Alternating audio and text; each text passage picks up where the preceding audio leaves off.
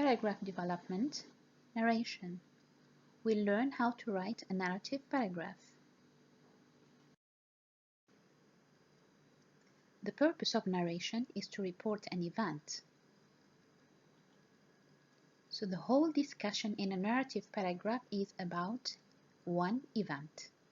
This event can be a story, a biography, an incident, or a historical happening, a piece of history, a piece of news, in that case it is a news report, etc. When we say an event, we mean the past, speaking about the past. The purpose of the writer in narration is to speak about a past event. The first thing that needs to be done is that the event is broken down into parts. The writer needs to break down the event into parts, phases or periods, and to write about them. These parts can be very short or long depending on how much the writer wants to say. But usually in a paragraph they are short. In an essay they are expected to be longer. Narrations fall into two major categories: actual events, non-fiction, and imaginary events. This is called fiction. One question is important. Does a writer speak about the past just for the sake of speaking about the past? The answer is certainly no. No matter what your narrative is about, every narrative should have a clear point. It should reveal what you want your reader to learn or to take away from the story. It is a message behind the story. This is usually expressed in the topic sentence, and it can be restated in the concluding sentence. How to write a narrative paragraph. We said that a narrative paragraph is about an event that is broken down into parts in the body of the paragraph. The topic sentence of a narrative paragraph speaks about the point, the message behind the story. For instance, I learned to be responsible for my action. The body of the paragraph is developed according to time or chronological order, because the paragraph itself represents a series or a sequence of events.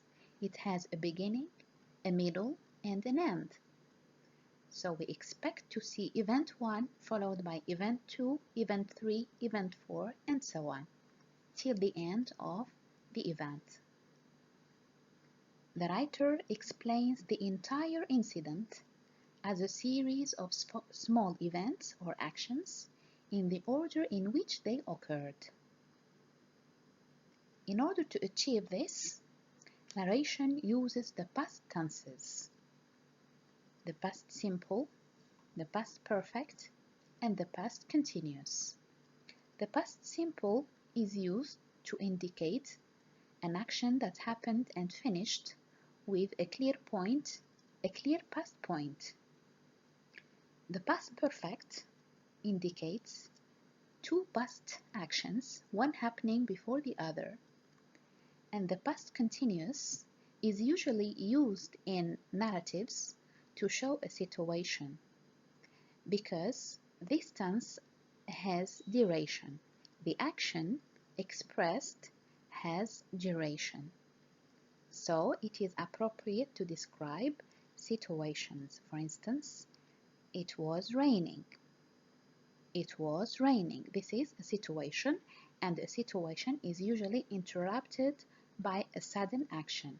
This sudden action is expressed in the past simple. It was raining when I saw my friend.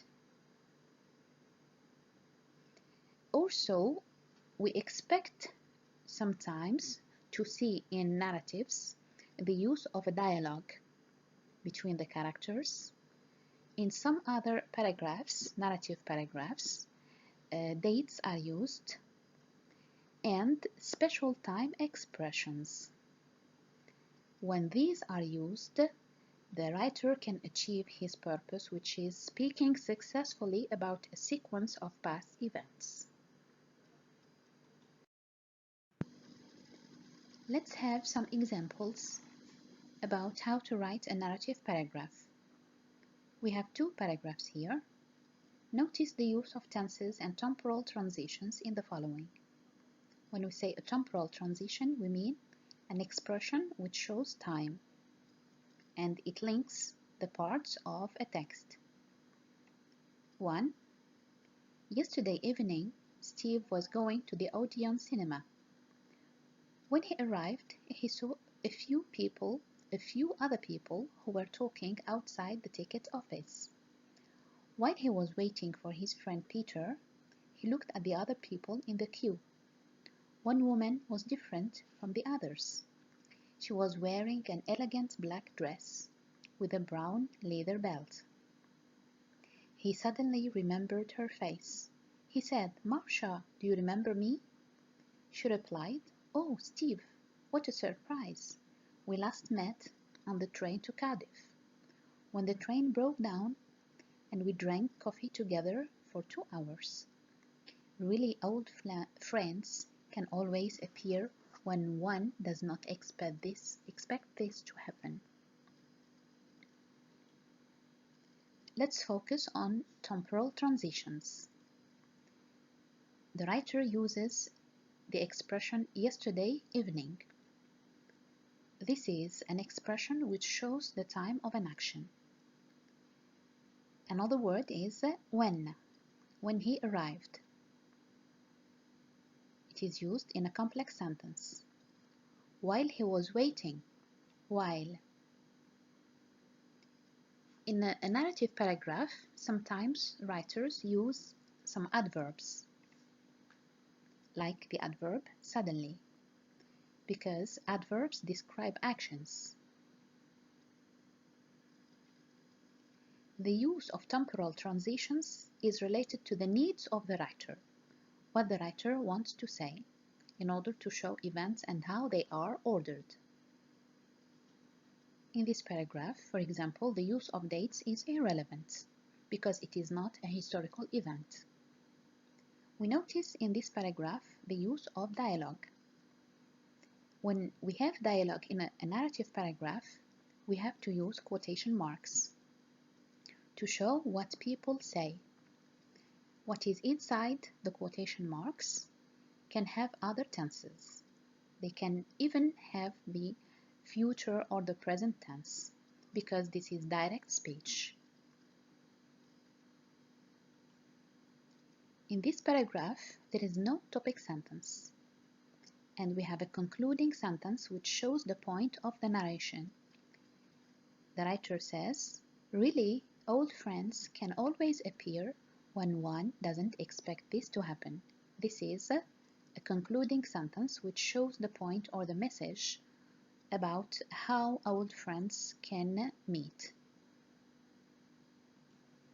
We focus now on the use of tenses. Was going. Here, the action has duration, therefore, the past progressive is used. When he arrived, then were talking. Here, the writer should be careful to use the simple or the progressive forms, depending on the duration of the action. While he was waiting, he looked. An action which has duration was waiting, which is interrupted by sudden action. He looked. She was wearing an elegant black dress with a brown leather belt. Notice this sentence, which includes some descriptions. Descriptions can be used in a narrative paragraph, but on the whole, the paragraph is organized chronologically. Descriptions help the writer to show the characters, the main characters of the story. we return to the discussion of tenses. Remembered a sudden action, he said a sudden action, and replied another sudden action. In this paragraph, the writer speaks about an incident. The second paragraph is different. It is a historical event. Amelia Earhart had a brief but remarkable career in aviation. This is the topic sentence. In 1932, she became the first woman to fly alone across the Atlantic. 3 years later, she flew from Hawaii to California by herself. No one had ever done this before. In 1937, with co-pilot Frederick J. Noonan, she tried to fly around the world, but her plane disappeared in the middle of the Pacific, and no trace of it or her was ever found. Notice in this paragraph the use of some time expressions. In 1932. Here, the writer shows the chronology, how the events are happening one after the other.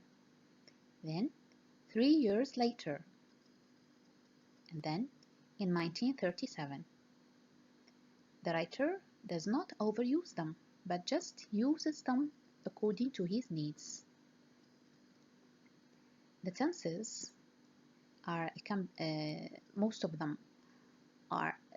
the verbs are conjugated in the past simple tense: had, became, flew, tried, disappeared, was found. Here, this is a series of past actions, past finished actions, which had no duration.